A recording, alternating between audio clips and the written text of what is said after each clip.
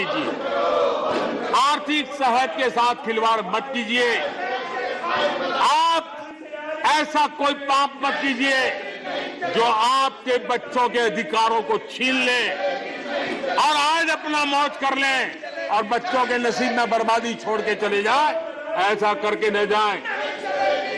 आज आपको politically suit का, मैंने तो देखा एक सरकार, एक मुख्यमंत्री ने बयान दिया कि भाई अब ठीक है, मैं तो निर्णय करता हूं, अभी मुसीबत मुझे कहां आएगी, 2030-32 के बाद आएगी, जो आएगा वो भुगतेगा। क्या कोई देश ऐसे चलता है क्या? लेकिन ये जो वृत्ति बन रही है वो बहुत चिंता का विषय है।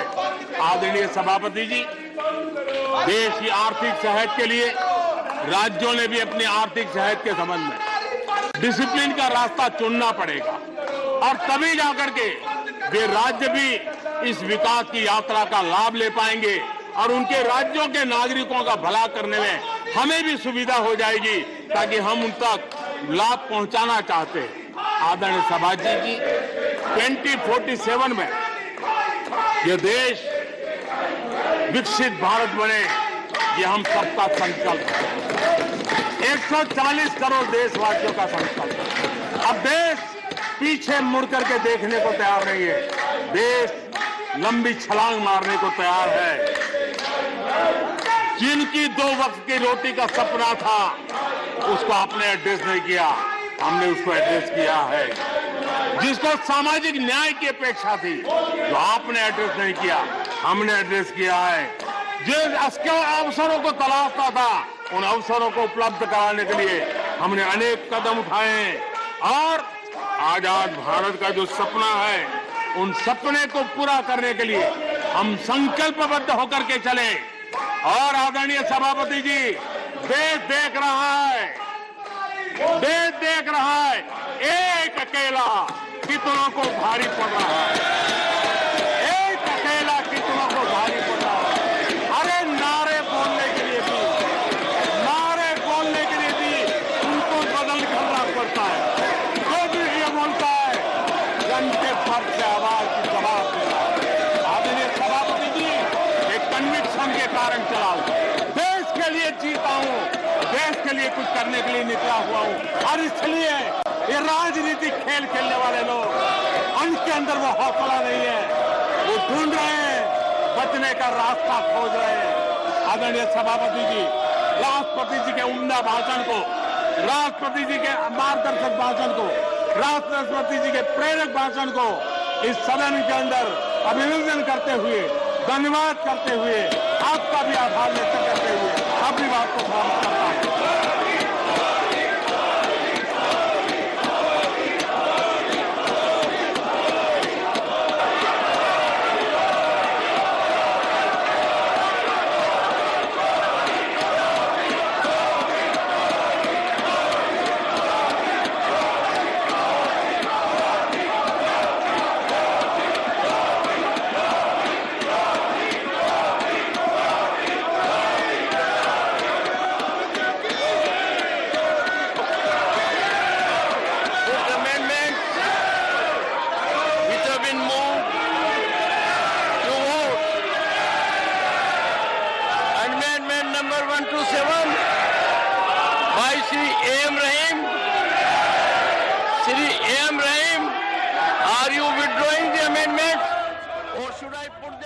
तो देश के प्रधानमंत्री को संसद में आप सुन रहे थे। कांग्रेस पर पीएम मोदी ने तीखा हमला बोला कि इस वक्त की बड़ी खबर, बड़ी जानकारी, जितना कीचड़ उछालोगे उतना कमल खिलेगा। ये भी एक बड़ी बात पीएम ने कही है। पहले योजनाएं परिवार के नाम पर होती थी और सकारात्मक रास्ते के जरिए बीजेपी ने इन योजनाओं को पूरा किया है और ये तमाम बातें प्रधानमंत्री ने अपने जवाब में कही है, जो जवाब राज्यसभा में पीएम मोदी दे रहे थे। देश बार बार कांग्रेस को नकार रहा है, फिर भी साजिशों से कांग्रेस बाज नहीं आ रही है और पिछले 2 दिनों से हम देख रहे हैं कि सियासी माहौल गर्म है संसद में।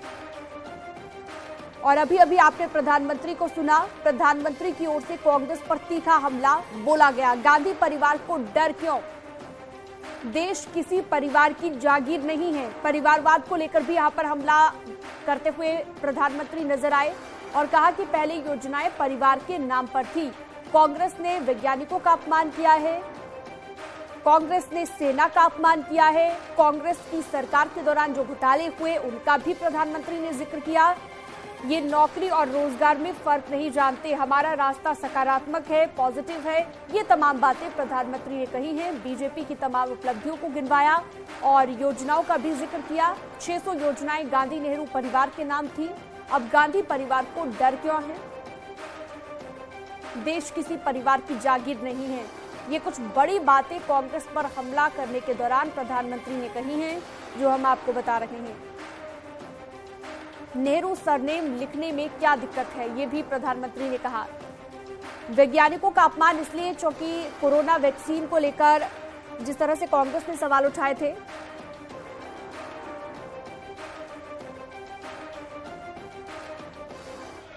कीचड़ उसके पास था,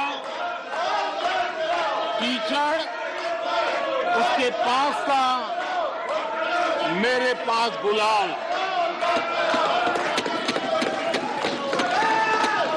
कीचड़ उसके पास था, मेरे पास गुलाल।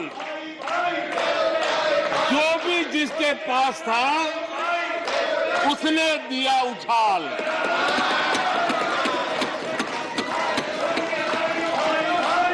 और अच्छाई है जितना कीचड़ उछालोगे कमल उतना ही ज्यादा खिलेगा।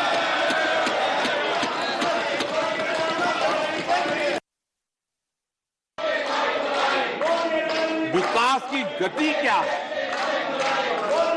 विकास की नीयत क्या है, विकास की दिशा क्या है, विकास का प्रयास क्या है, परिणाम क्या है, ये बहुत मायने रखता है। सिर्फ आप कहते रहे कि हम भी कुछ करते थे, इतने से बात बनती नहीं है। लेकिन आदरणीय सभापति जी, 2014 में आकर के जब मैंने बारीकी से चीजों को बड़ी गहराई से देखने का प्रयास किया, फर्स्ट हैंड इंफॉर्मेशन लेने का प्रयास किया, तो मुझे नजर आया कि 60 साल कांग्रेस के परिवार ने, हो सकता है उनका इरादा मजबूत नींव बनाने का हो, मैं उस पर कोई टिप्पणी करना नहीं चाहता, लेकिन 2014 के बाद आकर के मैंने देखा कि उन्होंने गड्ढे ही गड्ढे कर दिए थे। उनका इरादा नींव का होगा, लेकिन उन्होंने गड्ढे ही गड्ढे कर दिए थे। और आदरणीय सभापति जी, जब वो गड्ढे खोद रहे थे, 6 दशक बर्बाद कर दिए थे, उस समय दुनिया के छोटे छोटे देश भी सफलता के शिखरों को छू रहे थे, आगे बढ़ रहे थे। आदरणीय सभापति जी, मैंने किसी अखबार में पढ़ा था, मैं कोई वेरीफाई तो नहीं किया है, और रिपोर्ट कह रही थी 600 जितनी सरकारी योजनाएं सिर्फ गांधी नेहरू परिवार के नाम पे है। आदरणीय सभापति जी,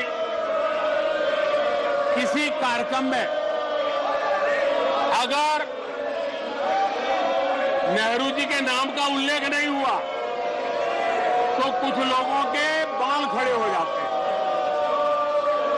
उनका लहू एकदम गर्म हो जाता कि नेहरू जी का नाम क्यों नहीं दिया।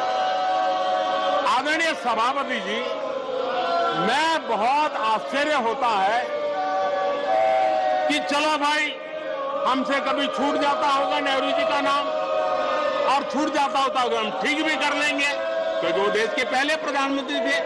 लेकिन मुझे ये समझ नहीं आता है कि उनकी पीढ़ी का कोई व्यक्ति नेहरू सरनेम रखने से डरता क्यों है।